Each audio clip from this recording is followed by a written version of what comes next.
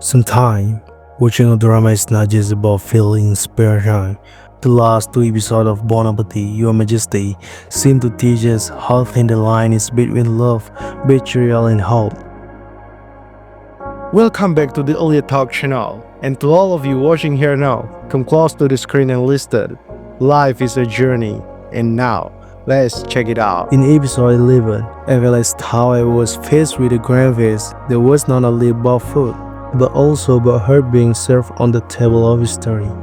When you present leechaemin as a symbolic substitute, a core message, in life, we can always find a middle ground. Not every problem has to be solved with violence. Sometimes, creativity and the courage to bring forth something new can melt the coolness of the hurt.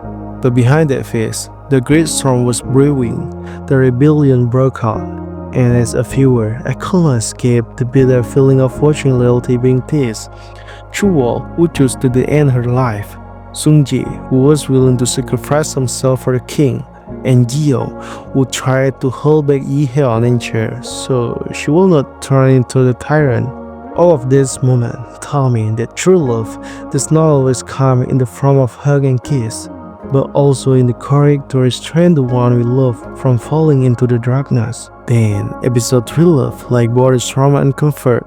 The rebellion rages peaked, blood was spilled, the throne was at stake, and the fate of two lovers hung on a thin line between life and death. I felt how every step Yiheon took carried the weight of history. On one hand, he was a king who had to survive.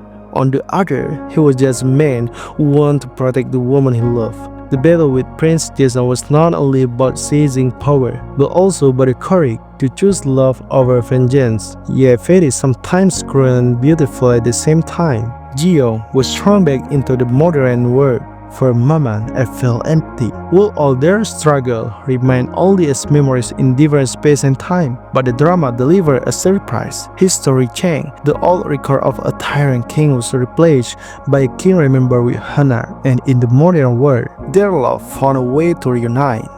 Yiheon appeared.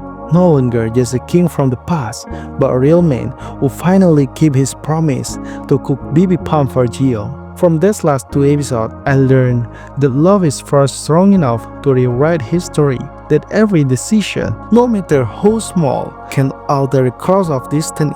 Jio refusing to give in to her circumstance, Yiheon striving to honor his mother, wished not to become a tyrant, and their shared courage to fight against the intrigues of the palace all told me that true love is not only about position, but also about repairing the world around it.